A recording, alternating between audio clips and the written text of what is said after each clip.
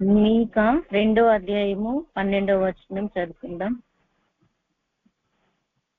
యాకోబు సంతతి, తప్పక నేను మిమ్మల్ని అందరినీ పోగు చేయుదును. ఇశ్రాయేలులో శేషించిన వారిని తప్పక సమకూర్చుదును. బోష్రా గొర్రెలు కూడినట్లు వారిని సమకూర్చుదును. తమ మేత స్థలముల్లో వారిని పోగు చేతును. గొప్ప ధ్వని పుట్టునట్లుగా మనుషులు విస్తారముగా కూడుదురు. ప్రార్థన. పరిశుద్ధుడ, మీకు వందనాలు, స్తోత్రాలు చెల్లిస్తున్నాం తండ్రి. ఇంకో దేవా, మీద ఆశలతో మీద ఆశ్రయాలతో ప్రభా తండ్రి వాక్యాన్ని పంచుకోవడానికి నువ్వు నాకు ఇచ్చిన ఈ యొక్క ప్రభా తండ్రి కృపను బట్టి మీకు వందనాలు చెల్లిస్తున్నాం. దయతో ప్రభా యొక్క నాయన నీ ప్రజలతో నువ్వు ఏ విధంగా మాట్లాడుతావు, ఎలా బలపరుస్తావు తండ్రి. వాక్యమే ప్రభా మమ్మల్ని నడిపిస్తుంది తండ్రి. ఆ వాక్యమే మమ్మల్ని ఆదరిస్తుంది. ఆ వాక్యమే మా దుఃఖాన్ని తొలగిస్తుంది తండ్రి. చూడుకున్న ప్రతి ఒక్కరు యొక్క కూడికలు ప్రభా ఆయా స్థలాల్లో ప్రభా ఏకీభవిస్తున్న ప్రతి ఒక్కరిని మీ స్వాధీనంలోనికి తీసుకొని సమయం మీరు పరిపాలించి నడిపించమని యేసు నామమున ప్రార్థిస్తున్నాం తండ్రి. ఆమేన్. హల్లెలూయా.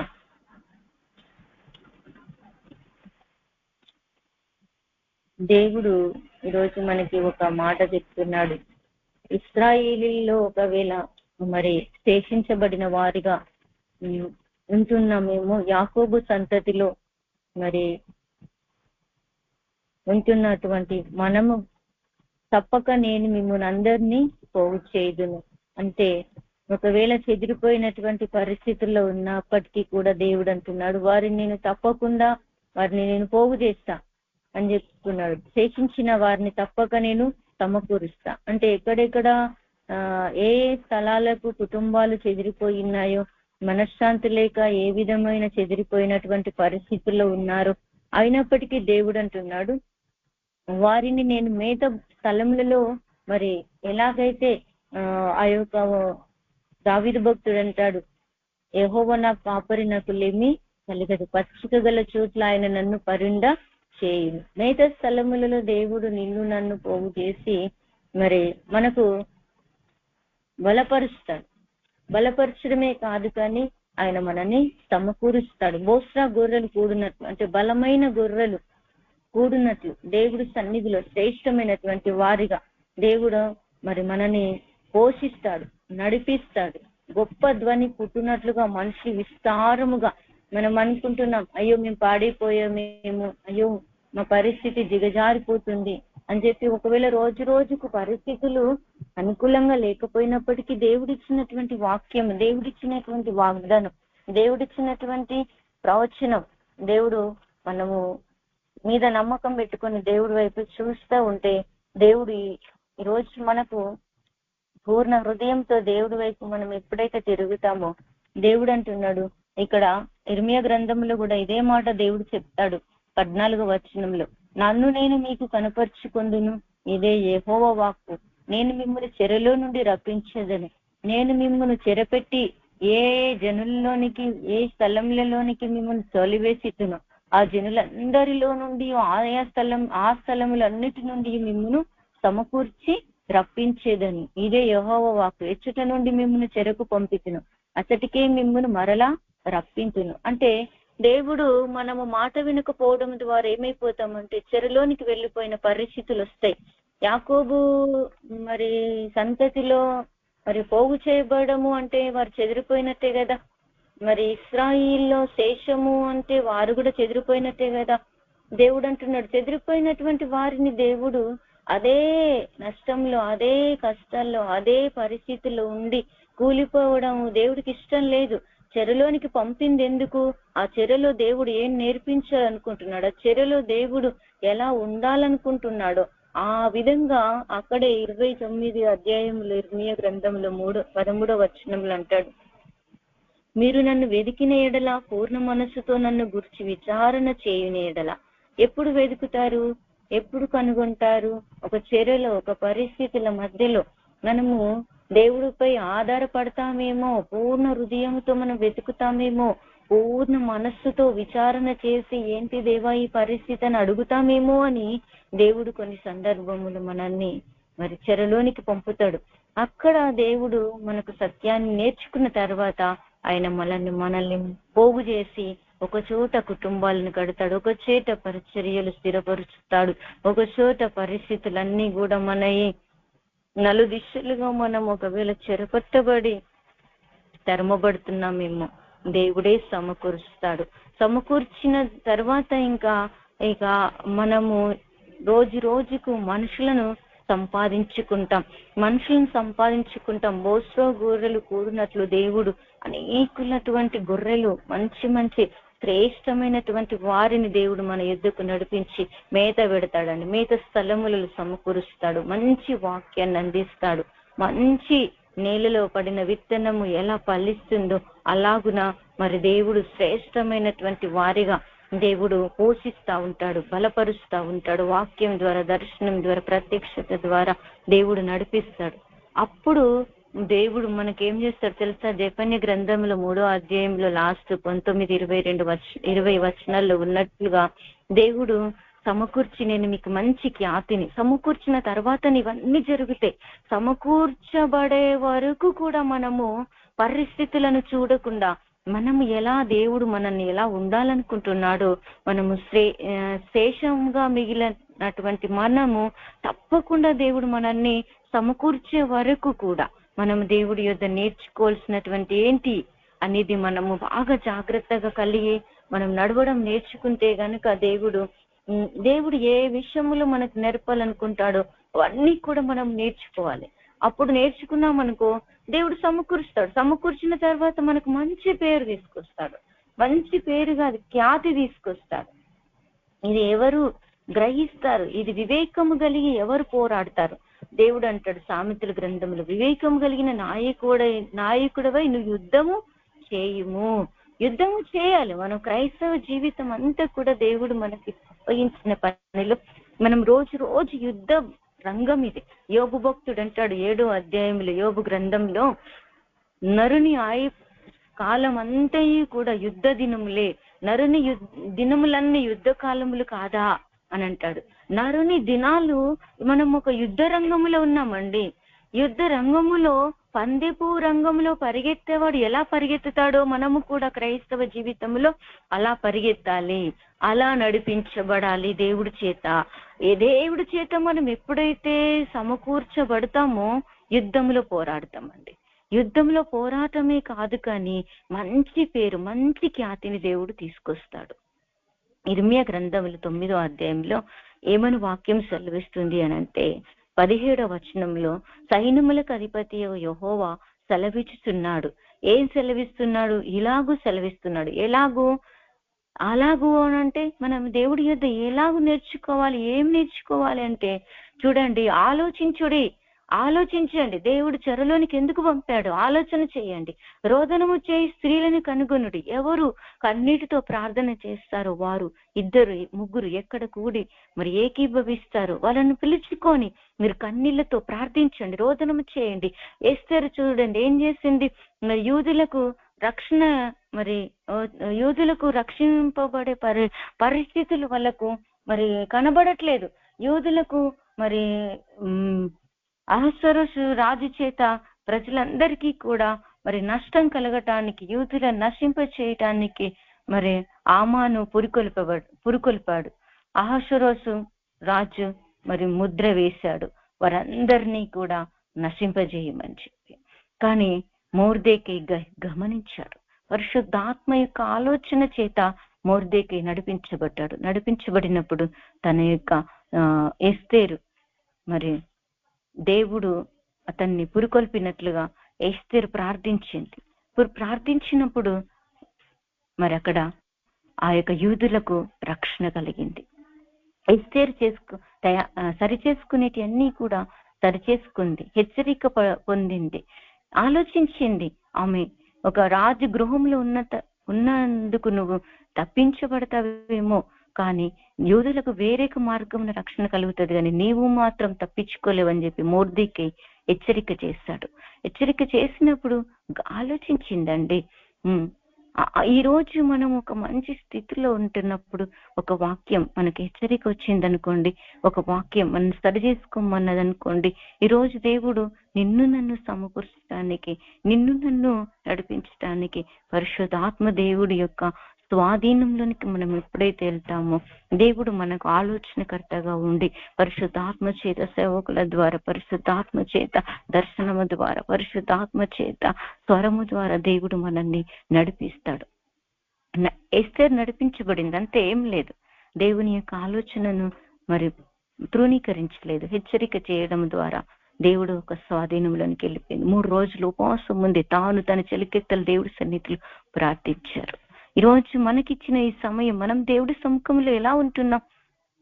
పిలువనప్పుడే అంటున్నాడు, రోదన చేయి స్త్రీలను 2, 3 కన్నీళ్లతో ఉపవాసాలుండి దేవుడి సముఖంలో ఆత్మతో సత్యముతో పూర్ణ హృదయంతో మనం దేవుడు వైపు తిరుగుతూ దేవుని కనుగొనుటూ నేర్చుకున్నాం అనుకోండి, దేవుడు కుటుంబాలు ఒకవేళ చెదిరిపోయినవి, ఎక్కడెక్కడ ఎచ్చటెచ్చట స్థలాలకు చెదిరిపోయినారో దేవుడు అంటున్నాడు, ఈరోజు నేను మిమ్మల్ని తప్పకుండా, అంటే మాటిచ్చి తప్పే దేవుడు ఎంత మాత్రమైనా కాదు. కానీ మనం ఎలా ఉన్నాం, మనం ఏ పరిస్థితిలో ఉన్నాం, మనము ఎలాంటి ఆత్మీయ స్థితిలోనికి మనం దిగజారిపోతున్నాం. కొద్దిగా స్వేచ్ఛ రాగానే ప్రార్థన ఆపేస్తారండి, కొద్దిగా స్వేచ్ఛ రాగానే ఉపవాసం ఉండడం ఆపేస్తారండి. కొద్దిగా దేవుడు మనకు విశాలతలోనికి నడిపించగానే మనము దేవుడు సన్నిధిలో 2, 3 ప్రార్థన చేసే ఆ సమయాన్ని కూడా పక్కన పెడతాం. నేను మరి మేడం గారు ఇద్దరం కలిసి ప్రతిరోజు ప్రార్థన చేసేవాళ్ళం. ఒకరోజు మరి నాకు ఎందుకో ప్రార్థన చేయబుద్ధి కావట్లేదు. నేను అనుకున్నా, ఏసయ్య ఇగో నేనైతే ప్రార్థనకి వెళ్ళాలని నాకు మనసు ఉంది, కానీ నాకు చేత కావట్లేదు ఎందుకు అని చెప్పి నేను పడుకున్నా. నాకు నువ్వు శక్తినిస్తే ఇప్పుడు నేను వెళ్తా ప్రభువా, నాకు బలాన్ని అని చెప్పి నా భారం దేవుడి మీద మోపగానే కాసేపు పడుకుంటే నిద్ర పట్టట్లేదు, భయం వచ్చేసింది. ప్రార్థన చేయగానే వెంటనే తిరిగి ప్రార్థనలోకి వెళ్ళాలి కదా అని చెప్పి వెంటనే నా మనసు సిద్ధపరిచింది. మన శరీరం ఏం చేస్తుందంటే ఎప్పుడు కూడా శరీర కార్యాలు చేయటానికి, శరీరంలో మనము శరీరం సంబంధమైన వాటి మీద ఈ శరీరము పోతుంది మనసు. కానీ ఎక్కడ ఇద్దరు ఏకీభవించి రోదనం చేసే స్త్రీలు దేవుడు కనుగొనాలనుకుంటున్నాడు. అందుకే సైన్యములకు అధిపతి యెహోవా ఇలాగూ సెలవిచ్చుచున్నాడు. ఇర్మియా భక్తుడికి దేవుడు చెప్తున్నాడు ప్రత్యక్షతమై. ఎందుకు తెలుసా? ఇక్కడ ఇశ్రాయేలు ప్రజలు అంట ద్రోహులై ఉన్నారంట, దేవుడి దృష్టికి అసహ్య కార్యాలు చేస్తున్నారంట, వ్యభిచారులై ఉన్నారంట, ఎన్నో రకాలుగా పాపములు కూరుకుపోతున్నారంట. ఈ రోజు నీ కళ్ళ ముందు ఇవి జరగట్లేదా? ఈ రోజు మన కళ్ళ ముందు మన చుట్టుపట్ల ప్రజల మధ్యలో జరగట్లేదా? పరిచర్యలు జరగట్లేదా? కులాలు, మతాలు, జాతుల్లో, ప్రజల మధ్యలో, లోకం అంతా కూడా వీధి మొగల్లో పసిపిల్లల ప్రాణాలు పోవట్లేదా? మన కన్నులు చూడట్లేదా? ఎంతమంది యూట్యూబ్లలో, ఫేస్బుక్లలో చనిపోవట్లేదా? రకరకాలుగా పరిస్థితులు చూడట్లేదా మన కన్నులు? ఇర్మియా భక్తుడికి దేవుడు ప్రత్యక్షమే చెప్తున్నాడండి. రోజు మనం ఎన్నో చూస్తున్నాం. చూస్తూ నువ్వు నాకేమి తెలియదు అని అంటే, ఒకరోజు దేవుడు నిన్ను నన్ను లెక్కడిగే దినం ఉందండి. దినం ఉంది. ఆత్మల పట్ల భారము, నీ కుటుంబం కొరకు, మన పరిస్థితుల కొరకు, మన జీవితాల కొరకు మనం పోరాడితే ఏమి ప్రయోజనం? ఏం సంపాదించుకోలేం. దేవుడు అడుగుతున్నాడు, నువ్వు ఏ కొలత కొలుస్తావో అదే కొలత నీకు కొలువబడుతుంది. ఆత్మల పట్ల నువ్వు ఎంత పోరాడతావో రేపటి దినమున ఆ ఉగ్రత కాలమున నేను నిన్ను తప్పిస్తా అని చెప్పి దేవుడు ప్రకటన గ్రంథంలో చెప్తాడు 3వ అధ్యాయంలో. రాబో శోధన కాలంలో నేను నిన్ను తప్పిస్తాను.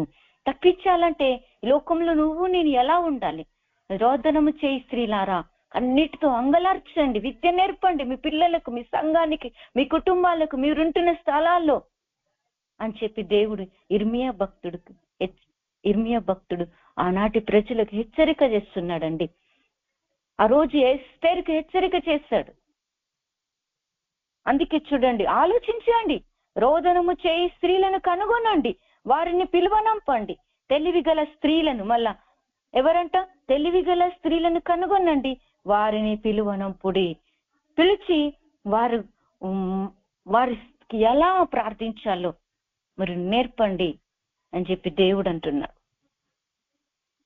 ఈరోజు ఈ కాలంలో ఎంతో మంది నిద్రమత్తులైపోతున్నారండి, ప్రార్థనలో అలసిపోతున్నారు. అంటే ఇక ప్రార్థన చేయడము మరి దిగజారిపోతున్నారు.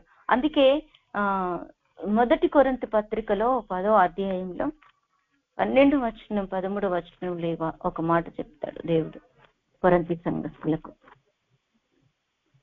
మొదటి కొరింథీ పత్రిక 10వ అధ్యాయము 12వ వచనం. తాను నిలిచిచున్నానని తలంచుకున్నవాడు పడకుండునట్లు జాగ్రత్తగా చూచుకొనవలెను. హల్లెలూయా.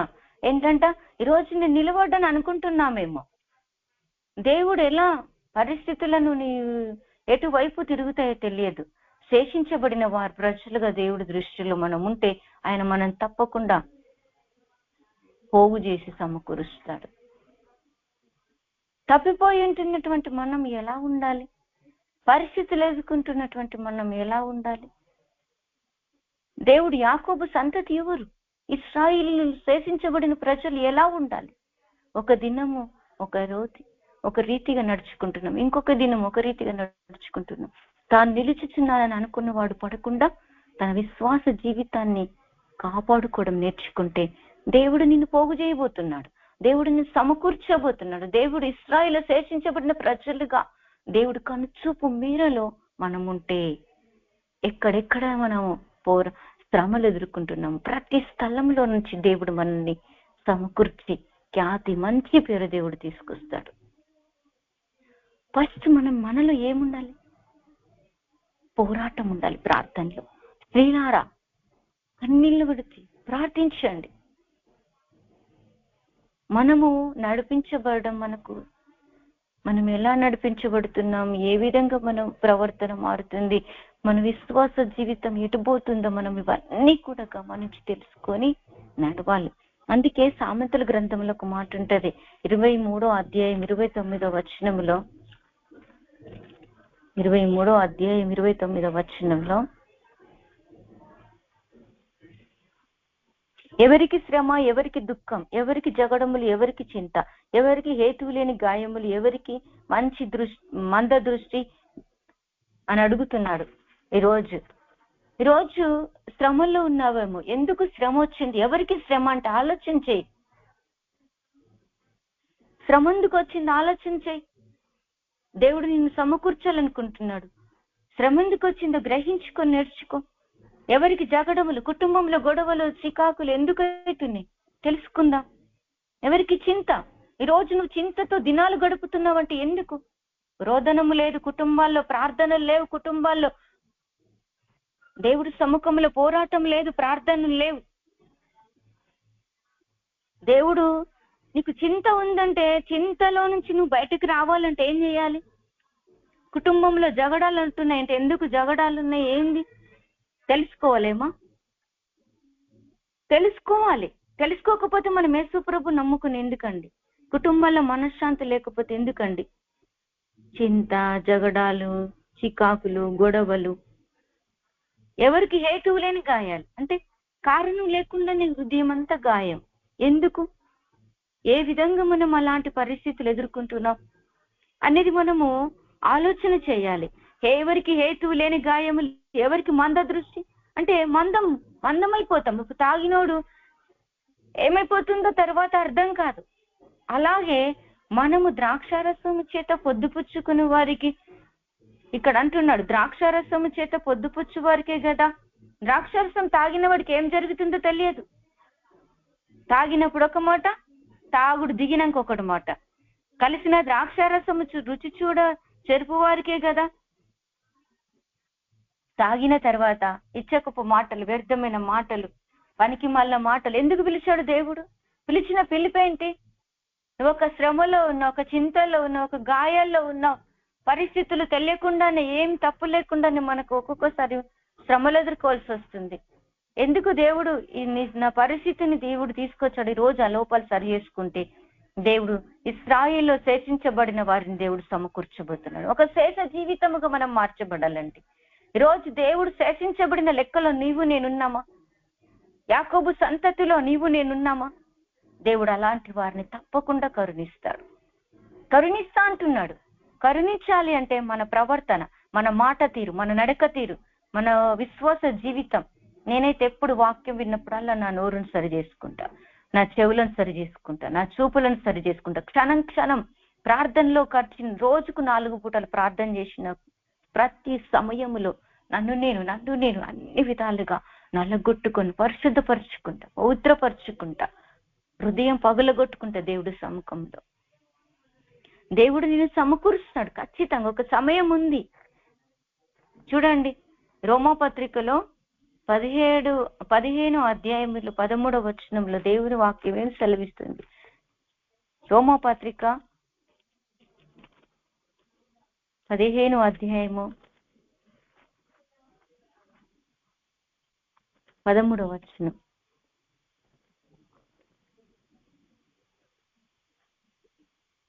కాగా మీరు పరిశుద్ధాత్మ పొంది విస్తారముగా నిరీక్షణ కలవారగుటకు నిరీక్షణ కర్తయగు దేవుడు విశ్వాసము ద్వారా సమస్త ఆనందముతోను సమాధానముతోను మిమ్మును నింపునుగాక. ఎప్పుడు దేవుడు నింపుతాడు?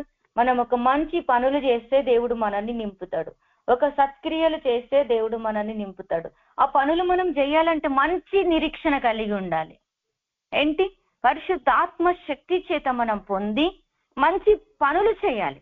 తీతు పత్రికలో దేవుడు ఒక మాట చెప్తాడు, ఆ సంఘానికి పౌలు భక్తుడు చెప్తాడు, మనం రక్షించబడినది నిష్ఫలం కావద్దు, మనం పొందుకున్న వరము నిష్ఫలం కావద్దు, మనం నడిపించబడిన సత్యాన్ని నేర్చుకున్నది మనం నిష్ఫలం కావద్దు అని చెప్తూ తీతు పత్రికలో 3వ అధ్యాయంలో 14వ వచనంలో ఇలాగూ చెప్తాడు, మన వారును నిష్ఫలులు కాకుండా అవసరమును బట్టి సమయోచితముగా సత్క్రియలను శ్రద్ధగా చేయుటకు నేర్చుకోవాలని వద్ద ప్రతిరోజు ఎలా ఉండాలో, దేవుడి పనులు ఎలా చేయాలో, ఇష్టం వచ్చినట్టు నడుచుకుంటూ కొన్ని నియమాలు పాటిస్తూ కొన్ని నియమములు పక్కన పెడుతూ ఉంటే మన ప్రార్థన దేవుడికి హేయము. ద్రాక్షారసముతో పొద్దుపుచ్చుకునే వారి ప్రార్థన దేవుడు విన్నాడు. కొండములు చెప్పుచు నాలుకలను దేవుడు కోసివేస్తాడు. 12వ కీర్తనలో ఉంటది, 15వ కీర్తనలో ఉంటది. దేవుడు ఎన్నో రీతిలుగా యాకోబు పత్రికలో దేవుడు మాట్లాడతాడు. ఎన్నో రీతిలుగా దేవుడు మనతో మాట్లాడుతున్నాడు. కనుక దేవుడు మన పనులను మనము ప్రతిఫలం పొందాలి. దేవుడు అంటాడు యోహాను సువార్తలో 15వ అధ్యాయంలో 16-17 వచనంలో, నేను మిమ్మల్ని లోకములోనికి పంపి ప్రత్యేకంగా ఉండుటకు మీ ఫలము నిలిచి ఉండుటకు దేవుడు మిమ్మల్ని నేర్పరచుకొని లోకానికి పంపి ఉన్నాను. లోకానికి పంపినటువంటి ఉద్దేశం మనం తెలుసుకోగలగాలి. అప్పుడు దేవుడు ఎదుట ధైర్యంగా, మనుషుల ఎదుట ధైర్యంగా తలెత్తుకొని నిలబడినప్పుడు దేవుడు నిన్ను నన్ను సమకూర్చి మంచి పేరు, ఖ్యాతి దేవుడు తీసుకొచ్చి నిన్ను అక్కడ నిలబెడతాడు. అన్యజనుల మధ్యలో, ప్రజల మధ్యలో, పరిస్థితుల మధ్యలో. ఇక్కడ ఉంటది 15వ అధ్యాయంలో 16వ వచనంలో, 16వ వచనం ఏర్పరచు 15 దాసుడు తన యజమానుడు చేయుదాన్ని ఎరుగడు గనుక ఇక మిమ్మల్ని దాసులను పిలువక స్నేహితులని పిలుచుచున్నాను. ఎందుకనగా నేను నా తండ్రి వలన నీవి సంగతులన్నిటిని మీకు తెలియజేసి మీరు నన్ను ఏర్పరచుకోలేదు. మీరు నా పేరిట తండ్రిని ఏమి అడుగుదురో అది ఆయన మీకు అనుగ్రహించినట్లు మీరు వెళ్ళి ఫలించుటకును మీ ఫలము నిలిచి ఉండుటకును నేను మిమ్మల్ని ఏర్పరచుకొని నియమించి తిని. హల్లెలూయా. లోకంలోనికి దేవుడు మనల్ని పంపిన ఉద్దేశం ఏంటిది అంటే, లోకములో మనల్ని దేవుడు ఏర్పాటు చేసుకొని మనం లోకములో ఫలించాలి, మనం ఫలము నిలిచి ఉండాలని. అందుకని దేవుడు నిన్ను నన్ను లోకములోనికి పంపి మరి లోకములో మనం ఫలము నిలిచి ఉండాలని దేవుడు ఏర్పాటు చేసుకున్నాడు. మన ఫలం ఎప్పుడు నిలిచి ఉంటది? ఎప్పుడు చింతతో, బాధతో, వేదనతో ఉన్నామనుకోండి, మనం ఫలం నిలిచి ఉన్నట్టేనా? మన ఫలం మనం పొందుకుంటామా? ఫలితం పొందుకుంటామా? పొందుకోలేం. చింతతో, బాధతో, ఎవరికి శ్రమ ఎందుకు వచ్చిందని తెలుసుకోవాలి. నిజంగా నేను అడుగుతా, శ్రమ దేవ ఇది ఏ విధంలో వచ్చిందని అడిగితే దేవుడు కలలో మాట్లాడతాడు, సరి చేసుకుంటా. అది మళ్ళీ చేయకుండా ఉండడం నేర్చుకుంటా. ఇప్పటికీ నేర్చుకుంటా. తాను నిలిచుచున్నానని ఒకడు అనుకుంటే పడిపోకుండా జాగ్రత్తగా చూసుకోవాలి. ఎప్పటికప్పుడు మనం పడిపోకుండా జాగ్రత్తగా చూసుకున్నాం అనుకోండి, నీకు ఉదయం కన్నీళ్ళు వచ్చిందా సాయంకాలం సంతోషం ఇస్తాడు, సాయంకాలం దుఃఖం వచ్చిందా ఉదయం సంతోషం ఇస్తాడు. మన దినాలన్నీ కూడా మనం ఇలా గడుచుకుంటూ మన విశ్వాస జీవితాన్ని మనం కట్టుకున్నాం అనుకోండి, మనం లోకంలో పరిశుద్ధాత్మతో ఆనందంతో నింపబడతాం. సమస్తమైనటువంటి మనకు సంతోషం దేవునిలో పరిశుద్ధాత్మలో తప్ప ఇంకా దేంట్లో లేదండి. పరిశుద్ధాత్మనం దుఃఖ పరిస్థితిమా, పరిశుద్ధాత్మ మనకు దూరమైందా, దర్శనం దూరమైందా, దేవుని నడిపింపు దూరమైందా, ఇక మన పరిస్థితి దిగజారిపోతుందండి. అందుకే కుమారుని సహవాసమునకు పిలిచిన దేవుడు నమ్మదగినవాడు. అందుకే కాగా మీరు పరిశుద్ధాత్మ శక్తి పొంది ఏం చేయాలా? పరిశుద్ధాత్మ శక్తి రోజు పొందుకోవాలి. మనకు విస్తారముగా నిరీక్షణ కలుగుతుంది. నిరీక్షణ లేని సమయంలో కూడా దేవుడు అబ్రహాముకు నిరీక్షణ కలుగజేశాడు. ఈరోజు నీకు నాకు అన్యజనుల మధ్యలో మనము మంచి నిరీక్షణ కలిగ వారిగా మనము ఏ పిలుపుకు పిలుపబడినామో ఆ పిలుపును మనం జాగ్రత్తగా కనిపెట్టుకొని నడుచుకున్నాం అనుకోండి, మన నిరీక్షణ దేవుడు సిగ్గుపరచడు. అవును, పలానా విషయంలో ఆమె ఎంత చూడు దేవుని పట్టుకొని ఉంది గనుక ఆమె రోజు ఆశీర్వదించబడింది అని చెప్పి నిజంగా మన గురించి చెప్పుకుంటారండి. 126 కీర్తనలో లేదా మాట, యెహోవా వారి కొరకు గొప్ప కార్యములు చేసిన గనుక అన్ని తరముల వారందరూ ఆమెను ధన్యురాలంటారని. మరి మలాకి గ్రంథంలో ఉంది, లూకా సువార్తలో ఉంది, కీర్తనలో ఉంది. అన్ని జనులంట చెప్పుకుంటారంట ఈమె దేవుడు గొప్పవాడని. ఎందుకు? మన జీవితంలో మనం ఫలము నిలిచి ఉండాలి. మన ఫలము, నేను ఒక్కొక్కసారి చాలా సందర్భంలో కృంగిపోతా. ఎందుకు? కొన్ని పరిస్థితులను దిగజారిపోయినప్పుడు, అలసిపోయి పరిగెత్తి పరిశుద్ధాత్మ సన్నిధి దూరం అయిపోయినప్పుడు, ప్రార్థన దూరమైనప్పుడు, మరి దేవుడితో సంబంధం కట్టయినప్పుడు నేను గమనిస్తా. అప్పుడు వాక్యం తీసుకొని మరి వాక్య ప్రకారం అయ్యగారు కానీ, మేడం గారు కానీ, మరి అమ్మగారు కానీ ఇట్లా నాకు వాక్యం చేత హెచ్చరిక చేసినప్పుడు ఆ వాక్యాన్ని బట్టి నేను సరి చేసుకుంటే నాకు బలం. హల్లెలూయా. బలం వచ్చినప్పుడు మళ్ళీ నిరీక్షణ వస్తుంది. చాలా సందర్భంలో మేడం గారు ఒక మాట చెప్తారు, శ్రీదేవి ఎన్ని కష్టాల్లో నువ్వు దేవుడు నిన్ను బలపరిచాడు కదా, ఇప్పుడు ఎందుకు నువ్వు కుంగిపోతున్నావు?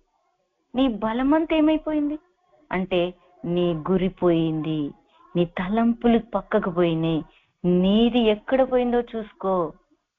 ఎందుకు తెలుసా? నువ్వు పడిన ప్రయాసం వృధా కావద్దు, నువ్వు పడిన ప్రయాసం కష్టం వృధా కావద్దు అని చెప్పి నాకు హెచ్చరిక చేస్తారు. అంటే మనము మన పనిని నిష్ఫలం చేయాలని సాతాను పని. దేవుడు ఏంది? మన సత్క్రియల పని మనం ఫలం నిలిచి ఉండాలి, లోకంలో మంచి పేరు పొందుకోవాలి, మంచి ఖ్యాతి పొందుకోవాలి. ఇదంతా దేవుడు పని. ఈ పనులన్నీ కూడా మన దేవుడు ద్వారా మనము జరిగించాలి. మనము జరిగించాలంటే మన హృదయం నిబ్బరంగా ఉండాలి. మన హృదయం నిబ్బరం లేకుండా పని చేయడం సాతాను పని. అందుకనే మన వాక్యం దగ్గరికి రావాలి, వాక్యం వినాలి, విశ్వాసంలో నిలిచి ఉండాలి, నిరీక్షణలో నిలిచి ఉండాలి.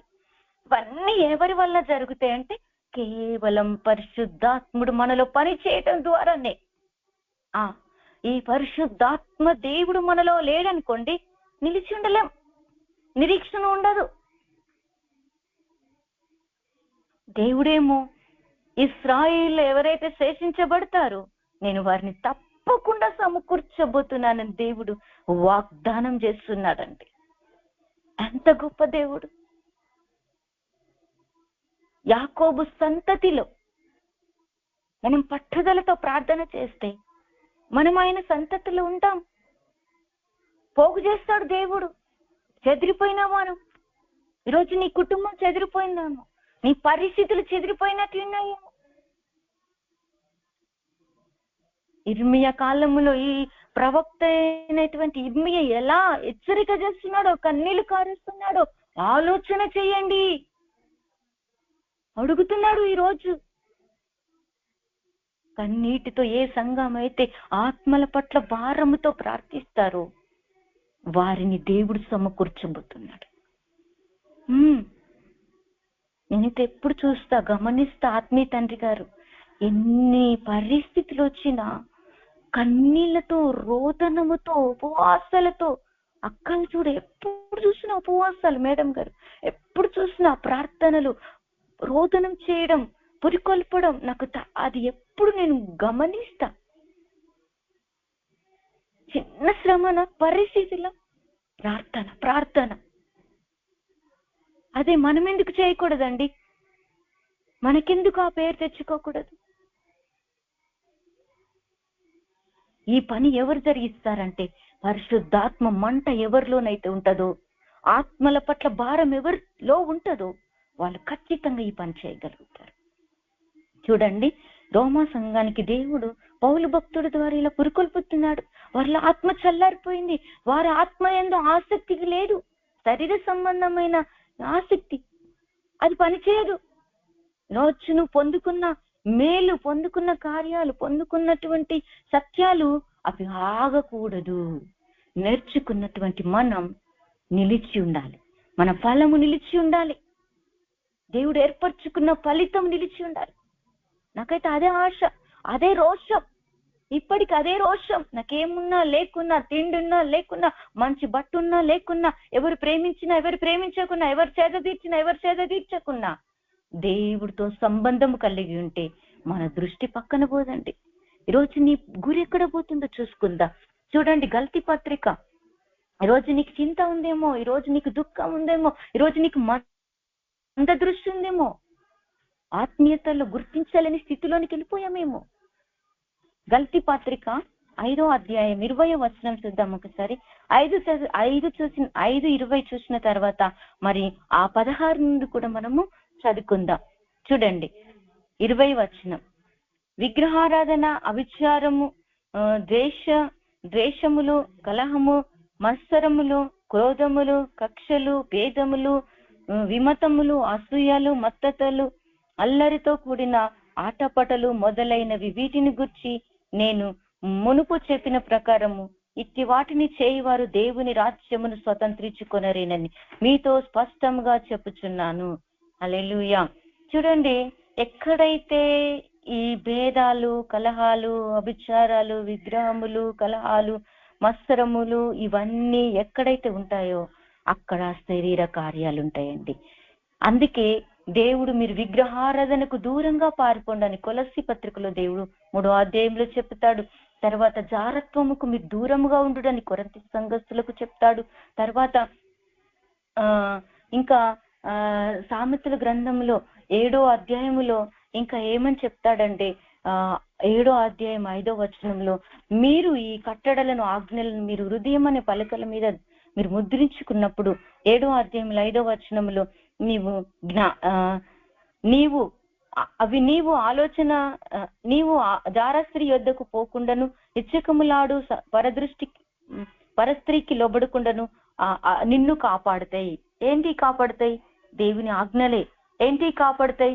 ఈ వివాదాలకు వెళ్లకుండా దేవుని ఆజ్ఞలే.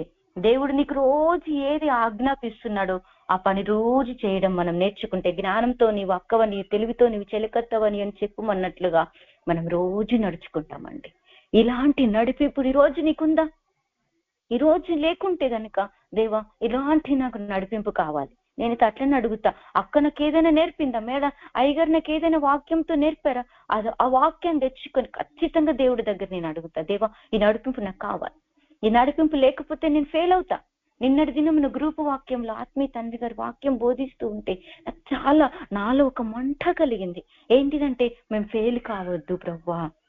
ఎవరు ఫెయిల్ అవుతారంటే ప్రవర్తన అంతట్లో అవివేకంగా ఎవరైతే గుర్తించకుండా నడుస్తారో, వివేకం లేకపోతే ప్రసిద్ధి ఉండదు, వివేకం లేకపోతే గనుడుగా ఉండరు, వివేకం లేకపోతే ప్రవర్తనలో తప్పిపోతామని. ప్రార్థనలో వివేకం ఉండాలి, వాక్యం చెప్పే విషయంలో వివేకం ఉండాలి, ఇతరులు హెచ్చరికం చేసేటంలో వివేకం ఉండాలి, ఎన్నో రీతిలుగా వివేకం ఉండాలని అయ్యగారు చాలా బోధిస్తుంటుంటే నాకు అనిపించింది, ఆ వాక్యం నేను తెచ్చుకొని నా హృదయంలో, దేవా నేను అన్ని విషయంలో వివేకంగా ప్రవర్తించడం నాకు నేర్పయ్యా.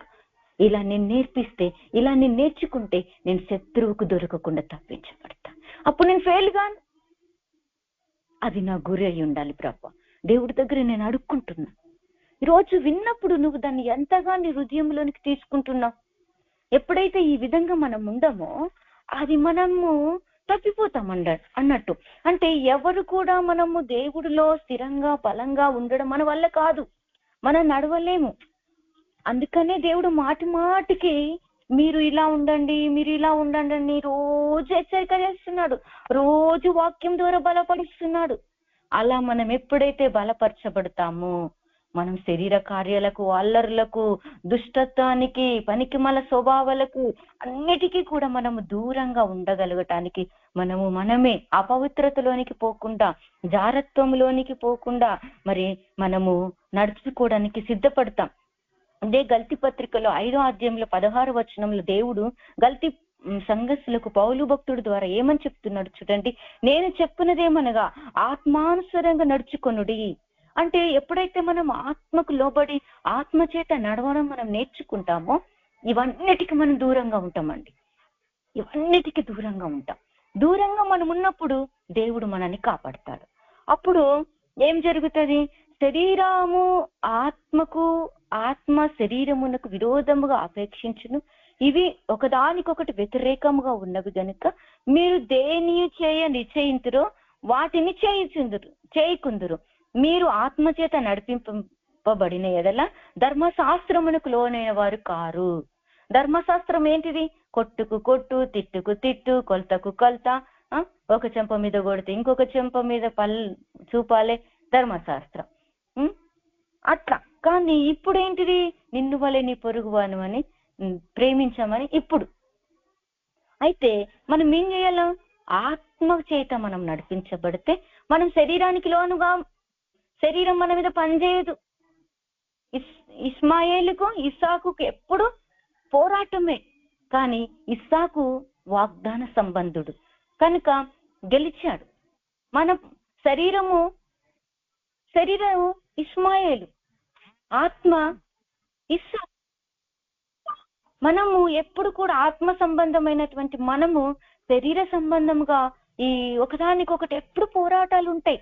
అందుకే మనం ఆత్మ చేత శరీరాన్ని ఏం చేయాలి? గుంజుకొని పోవాలి. ఆత్మ చేత నడిపించబడటానికి దేవుడికి అప్పగించాలి. ఈ శరీరం మీద శరీర కార్యాలు పని చేయకుండా మనము ఎప్పటికప్పుడు వాక్యం చేత సరి చేసుకోవాలి. అప్పుడు ఇశ్రాయేలులో శేషముగా ఉంటున్నటువంటి జనాంగముగా మనం సమకూర్చబడతాం. యాకోబు సంతతిలో మనము చేర్చబడతాం. అప్పుడు దేవుడు మనల్ని ఏం చేస్తాడు? మన కుటుంబాలను కడతాడు, మన పరిస్థితులను మారుస్తాడు. ఏ చోట నేను అవమానం పొందావు అదే చోట నీకు తలెత్తుకునేటట్టు దేవుడు చేస్తాడు. ఏ చోట నీకు నిందలు శ్రమలు ఉన్నాయో అదే చోట నువ్వు తలెత్తుకునే స్థితిలో నిన్ను నిలబెట్టి సాక్షిగా బలపరుస్తాడు. అందుకే మనం ఎప్పుడు కూడా మనం ఆత్మ చేత నడిపించబడటానికి మనం నిశ్చయం చేసుకోవాలి. మన హృదయంలో నిశ్చయం చేసుకుంటే ఆత్మ మనలో ఉంటది. ఆ ఆత్మ చేత మనము ఇంకా శరీర కార్యాలకు లోనం కావు. ఎప్పుడైతే మనము ఈ విధంగా నడిపించబడతామో మనము జార స్త్రీ ఛాయ యుద్ధకు పోకుండా, మన పాదాలు తొట్టిల్లకుండా దేవుడు మనల్ని కాపాడుతాడు. అప్పుడు మేత స్థలములలో దేవుడు మనల్ని పోషిస్తాడండి.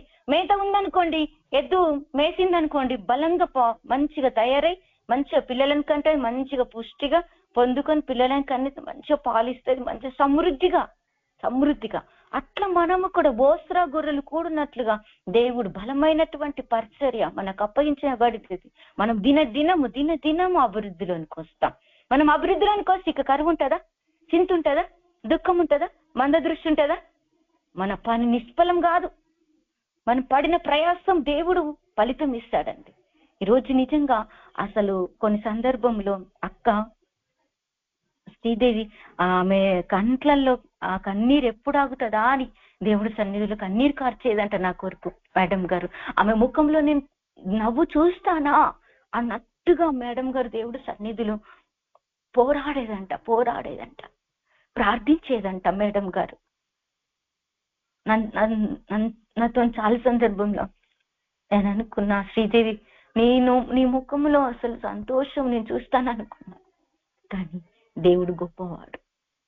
ఈరోజు నిన్ను నిలబెట్టాడు. ఎప్పుడు చూస్తానా అని పోరాడారంట. ఆ పోరాటం నాకు నేర్పారు. వారు పడిన ప్రయాసం వృధా కాలేదు. ఈరోజు నిజంగా నాకు కూడా ఒక్కొక్కసారి అనిపిస్తుంది, నా నోటి నుండా దేవుడు నాకు నవ్వుంచాడు. ఎందుకు? నేను అనుకున్నా పడ్డా కానీ తిరిగి ఖచ్చితంగా నేను లేవాలి. పడ్డ ఎన్నో పరిస్థితులు, దుఃఖము, విచారాలు, అవమానాలు, ఆర్థిక పరిస్థితులు, నిందలు, ఎన్ని పోరాటాలు. కానీ ఈ పోరాటం నాది నిష్ఫలం కావద్దు.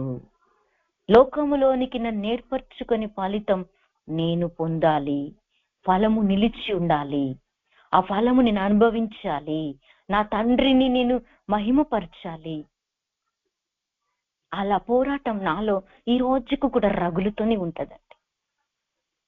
ఎందుకంటే నేను పడినటువంటి ఆ నిందలు, ఆ బాధలు ఇంతో అంత కాదు, చెప్పలేని బాధలు, చెప్పలేని సమస్యలు, అవన్నీ కలలాగా దేవుడు మార్చేశాడండి. ఈరోజు నేను చెప్పే ప్రతి మాట చెప్తా ఉంటే ఇది నిజమా అన్నట్టుగానే ఉంది. అలా దేవుడు నన్ను ఈరోజు బలపరుస్తున్నాడు, నన్ను సమకూర్చాడండి. దేవుడు మరణ పంచుల్లో ఉన్నటువంటి నన్ను సమకూర్చాడు.